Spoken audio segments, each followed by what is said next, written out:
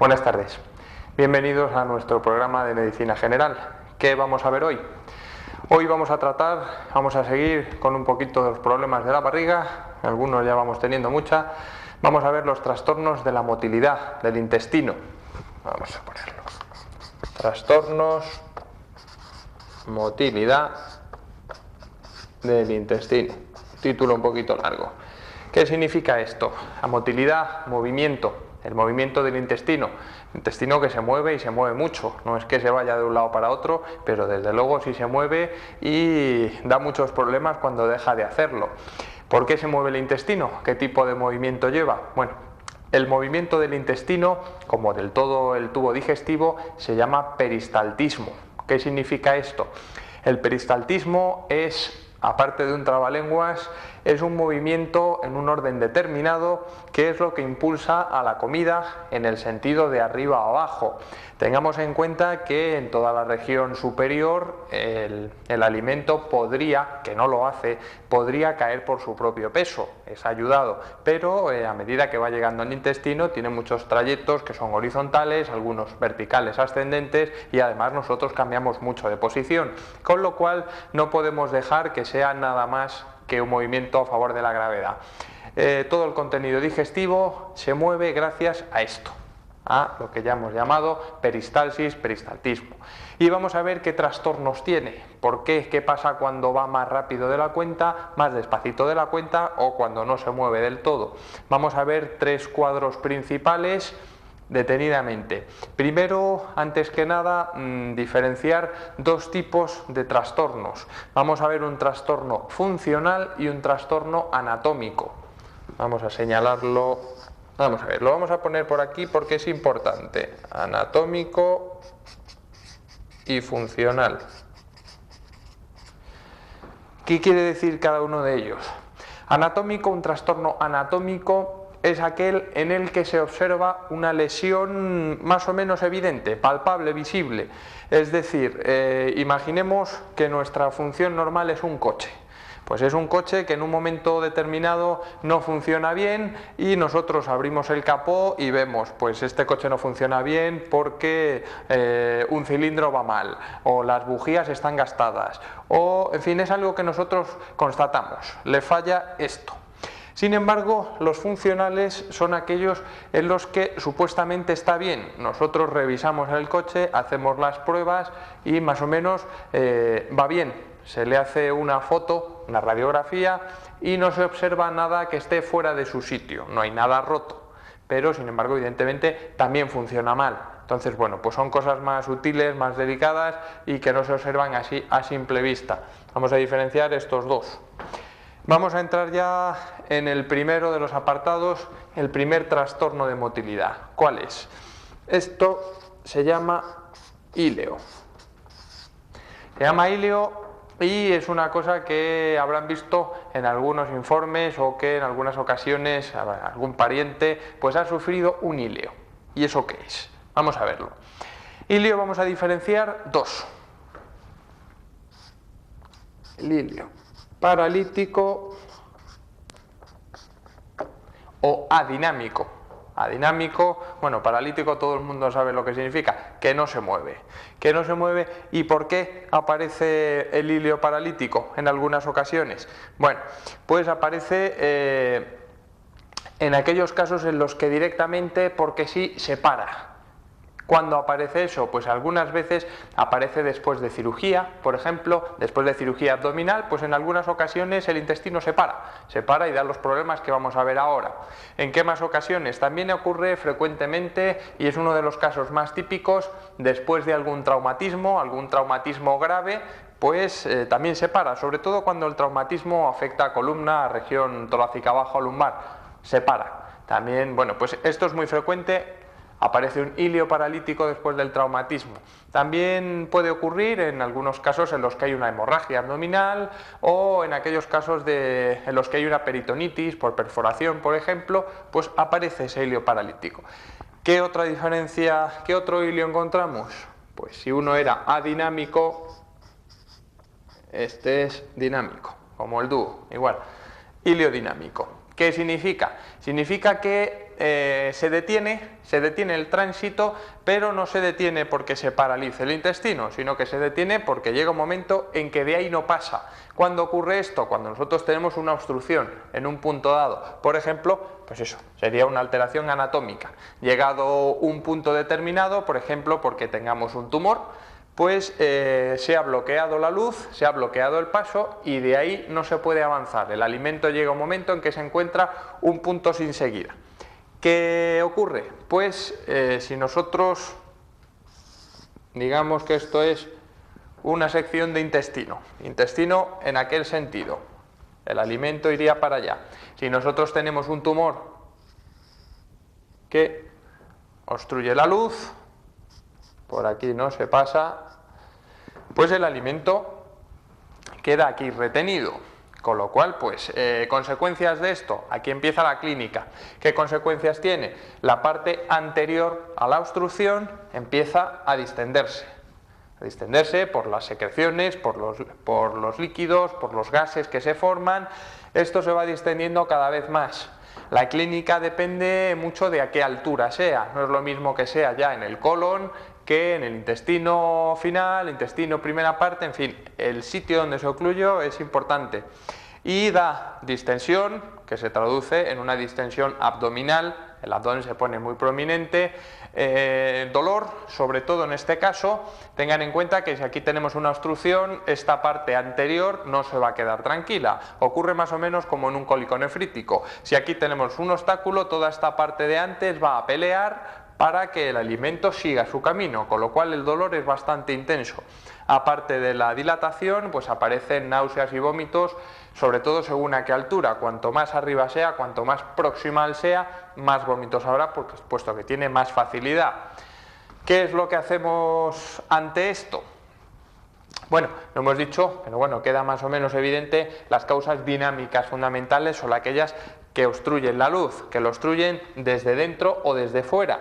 Lo mismo nos da que el tumor esté en la mucosa y crezca hacia adentro, que en la propia pared y protruya, o que sea de fuera y empuje, si el resultado es el mismo. En el momento en que nosotros tapemos la luz, por ahí no pasa y pasa a lo que ya hemos descrito: dolores intensos, distensión, náuseas, vómitos, eso de principio. Luego vienen las complicaciones porque la distensión, en el momento en que la tensión de la pared es muy grande, compromete la circulación y si no llega sangre, ocurre pues lo que ocurre en las apendicitis: se gangrena, se abre, peritonitis, en fin, no seguimos porque el final no es un final feliz. Ya vemos la clínica. ¿Cómo se diagnostica? Pues habitualmente con la clínica ayuda mucho, e incluso con la radiografía, la ecografía se puede casi asegurar ya, confirmar el diagnóstico. ¿Qué hacemos? ¿Qué hacemos con estos casos? Bueno, el tratamiento no es el mismo para un caso y para el otro. El hilio paralítico suele dar muchos menos problemas y generalmente se soluciona casi solo. ¿Qué es lo que tenemos que hacer? Nosotros de momento mantenemos la situación del paciente para que eso se solucione solo, se soluciona por sí solo. ¿Qué es lo que hacemos? Pues en los casos en los que hay mucha distensión, que hay mucho contenido, pues se aspira el contenido con una sonda nasogástrica. Nosotros seguimos reponiendo todos los líquidos que necesita la persona, le damos analgésicos, en fin, lo que es los cuidados generales. Y se suele solucionar solo, no así el dinámico. El dinámico da más problemas puesto que hay una obstrucción, hay algo por medio y suele comprometer más. Entonces eso, por lo general, pues requiere cirugía para quitar aquello que está produciendo los problemas. Vamos a dejar por un lado, este es el primero de los trastornos que vamos a ver hoy. El segundo es un poquito más frecuente, más conocido.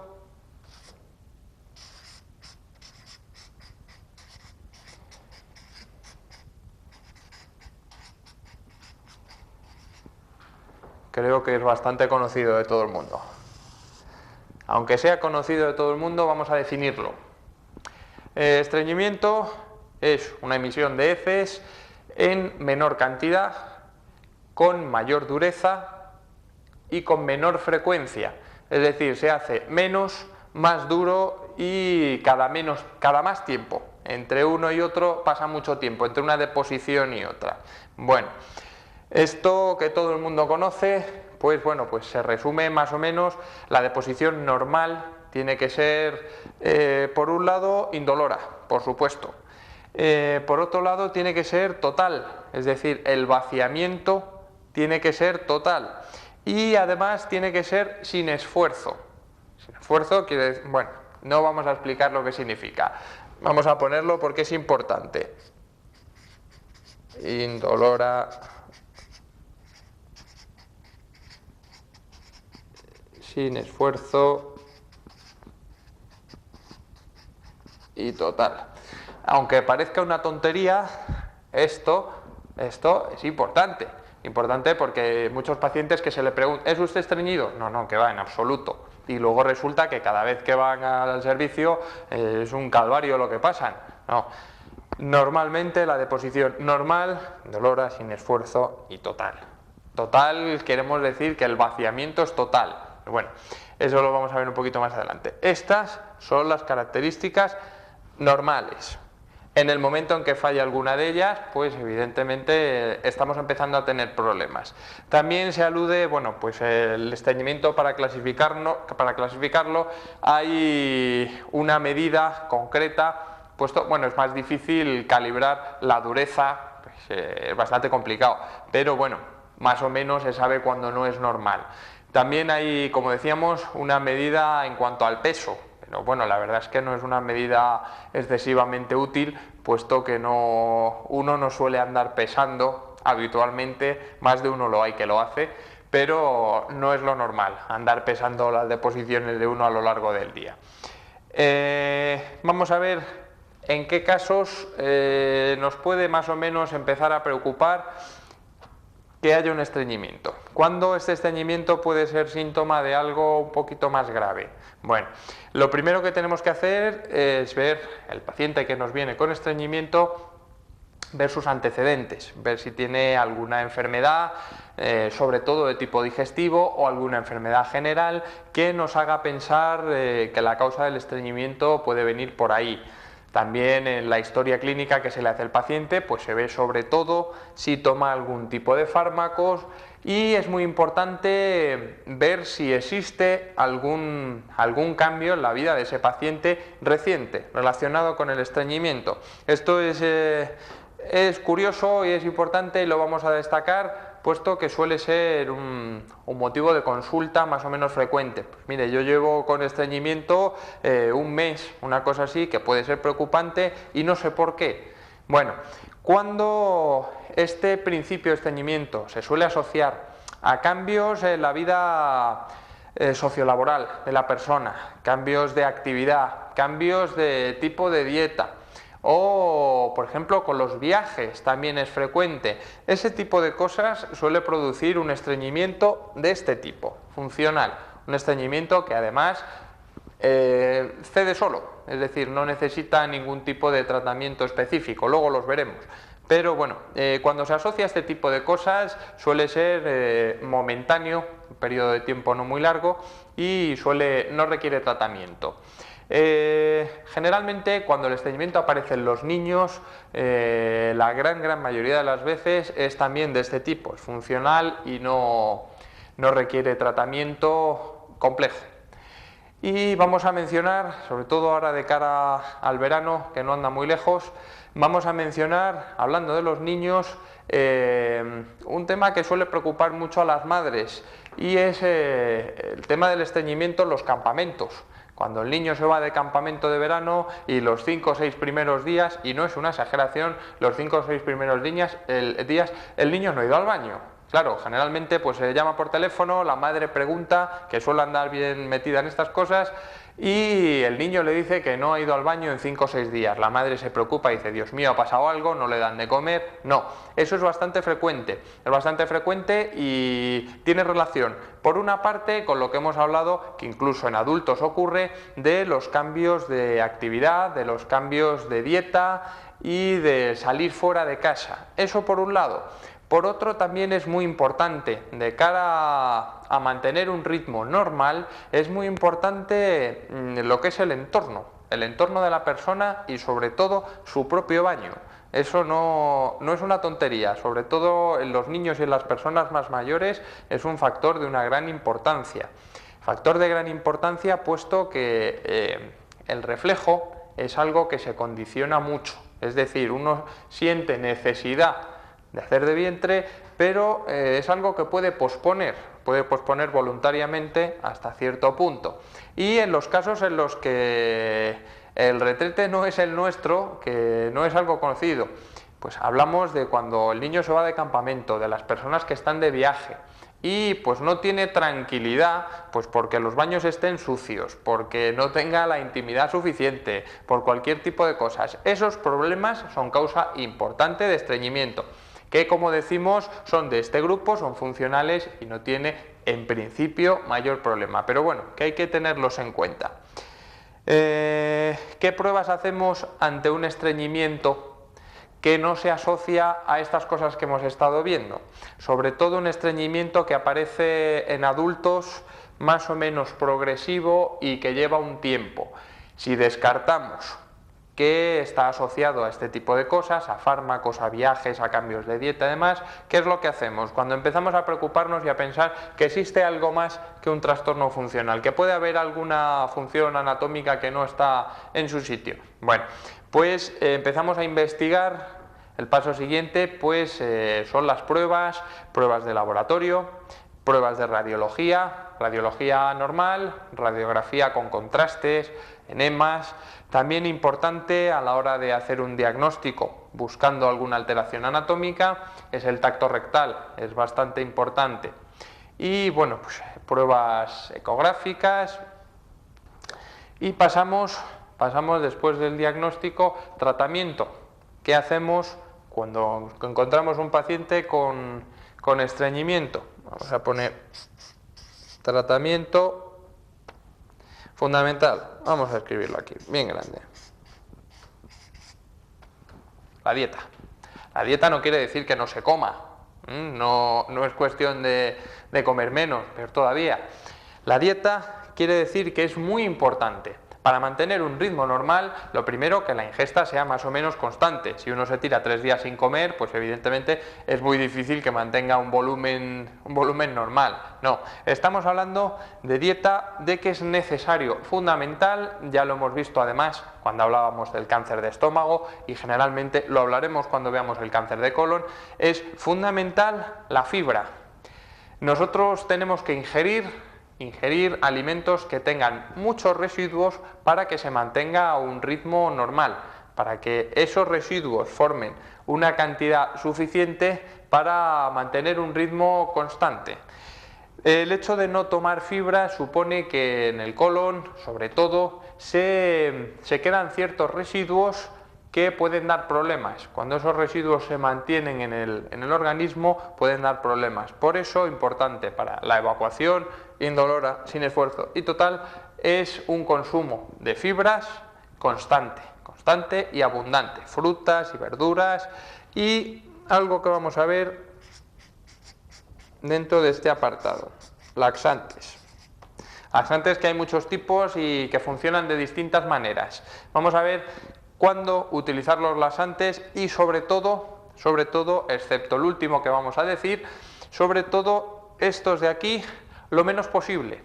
Los laxantes se deben utilizar para el estreñimiento en momentos puntuales, para superar algún problema en concreto, no como algo de continuo. Hay mucha gente que lo mantiene de constante. Cuando sea necesario esa constancia, cuando sea necesaria, siempre bajo supervisión de un médico. ¿De acuerdo? Vamos a ver.